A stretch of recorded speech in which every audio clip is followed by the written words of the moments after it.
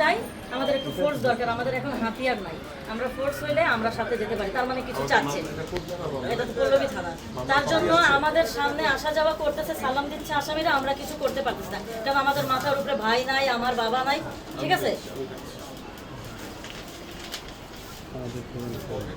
এটা হলো গিয়ে 9 তারিখ জুন, ওই যে কুরবানি ঈদের পরের 2 দিন থেকে মাংস নিয়ে যাবে সাভারে, ওকে খাওয়াবে।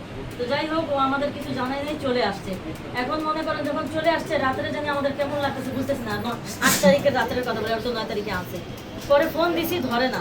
ওর বোরে ফোন দিছে, আম্মু ও তো মিরপুরে গেছে। তো মিরপুরে গেছে, জানাস নি তুই যে আমাদের কত শত্রু আছে এখানে। পরে তো আমরা বুঝতে পারি যে তোরে পাইনি, ফোন বন্ধ। এখন মনে করেন সকাল 8টা বাজে আমাদের ওইখান থেকে, ওই যে কোন মসজিদের এখানে যে মারা গেছে, ওইখান থেকে লোক এসে বলছে পেপার সানিয়ে ওইখানে তো গলা জবা করে যে ফেলে দিছে। এখন সবাই গেছি, দেখি আমার ভাইয়ের এই অবস্থা পাইছি। আর আমার ভাইয়ের সাথে মনে করেন আমরা ওই যে মাঝখানে অ্যারেস্ট হয়েছে না, ভিতরে না, হয়ে গেছে, জামিন হয়ে গেছে। আবার কয়েকজনের মনে করেন আমার মোবাইলে আছে, এগুলো দেখাইলেও তারা কোনো কিছু করে না। ওগুলি একটু সাবজেক্টের কাছে দিয়ে দেন, আর আমি এটা থানায় কথা বলে যে যারা যারা একটু বাকি আছে তাদের দ্রুত অ্যারেস্ট করে সে ব্যবস্থা, যাতে আপনাদের থেকে দেবে না সেটা নিতে পারবো। আপনার এটা ইয়ে করে আমি দেখছি। আরেকজন আছে ভাই, আরেকটা কেন এই রোজাই আসলে তো মনে করেন আপনার তো রাস্তা জানছেন না, আমি এই পর্যন্ত কোনো বিচার পাই আমি একা যা করে আমি হ্যাঁ মামলা করছি, মামলা সব আমার কাছেই আছে। ওনার ছেলেকে মারার পর তো আমার স্বামী, আমার ছোট ভাই বাইচা ছিল, ওনার সব আসামিকে আমার স্বামী ধরা ছিল 1 ঘন্টা ছিল। গাজীপুর কে কোথায় আছে না আছে সব পুলিশদের নিয়ে নিয়ে ওখানে সবাই কেউ নাই। আজকে স্বামী নাই, আজকে স্বামীর ধরার মতো কেউ নাই। এখানে অনেক লোক চা খাইতে আসে, আমরা নাচের ওকে একবার খালি ফোন দিলে হবে, স্বামীর লোক লাগবে, ওর জন্য 500 লোক রেডি। ও বেয়াদব না, ঠিক আছে?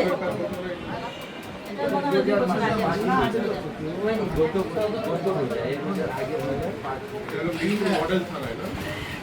আচ্ছা ঠিক আছে, অসুবিধা নেই, আমি এটা দেখতেছি যতটুকু পারা যায় একটু চাপেন আপনি। আমার মোবাইলে কিছুই আছে, ওইটা আমি এসে নিয়ে যাবো। রাখেন। আমার কথা কি স্যার, মনে করেন সে খারাপ ছিল, আমাদের একটু বলতো যদিও জড়াইছে, আমার কথা যদিও মামলায় জড়াইছে, আমাদের বলতো, আমরা শাসন করতাম আমার ভাইকে যে ভাই তুই এটাতে যাইস না, এটাতে এটা আছে।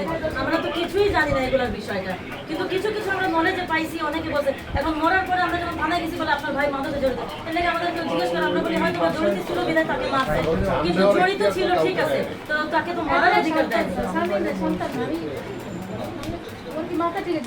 আমি আমার আম্মুর একজন, ঠিক আছে, আমার হাজবেন্ড আসে সব, তারা বলে আমাদের আপনাদের কিছু করবে, এর জন্য মুখ দিয়ে বের হয়ে এটা আপনাদের। আর আমি তো ধানের শেষে মনে আজকে থেকে আমার ছেলে আর আমি একদম এটাও পাবো, এটা তো বলাই যাবে না। মনে রাখতে হবে আমি ধানের শেষে ভোট দেব, এটা আপনাদের আসলে আপনি কি আমাকে মেরে ফেলুন, যদি ওর সাথে দুষ্টামি করি যে না এটাই করে বলে না, ধানের শেষেই থাকবো, এটা কোন আপনার যাকে ভালো লাগে আপনি ভোট দেন। না যেটা শুনতে করে আসলে হাজবেন্ড আমি লিক করতো, ওর সঙ্গে আমার ঝগড়া, আমার শ্বশুরবাড়ির গোষ্ঠী আওয়ামী লীগ, আমার শ্বশুরবাড়ির গোষ্ঠী আওয়ামী লীগ, কিন্তু আমি এই নিয়ে ঝগড়া দেব কোনো এটা মন, এটা আমি কোনো না অসুবিধা নেই, ওইটা নিয়ে কোনো সমস্যা। আমি যখন শুনেছি যে আপনি বিচার পান না, আমরা বিচার পাই না, আমরা যার কাছে যাই আমাদের সামনে নিয়ে ঘুরছে, কিন্তু ভয়ে তো তাদের দাম করতেছে। সামনে জিজ্ঞেস করছে কেমন আছো, ঠিক আছে, সামনে দিয়ে কেমন আছো জিজ্ঞেস করতে কেমন আছো। আচ্ছা এগুলো হবে, আল্লাহর উপরে ভরসা রাখেন, ইনশাআল্লাহ ভাই করে এটা আপনার টেনশন করে আর আমার মনে হয় এটাতে যা আছে সেটা শুনলে আপনার মাথা হ্যাং হয়ে যাবে। আমার কাছে যেটা আছে, ঠিক আছে, দিয়ে আমি এটা দেখছি। আমি বেসিক্যালি আপনাকে টাকা যখন বলেছি ভাই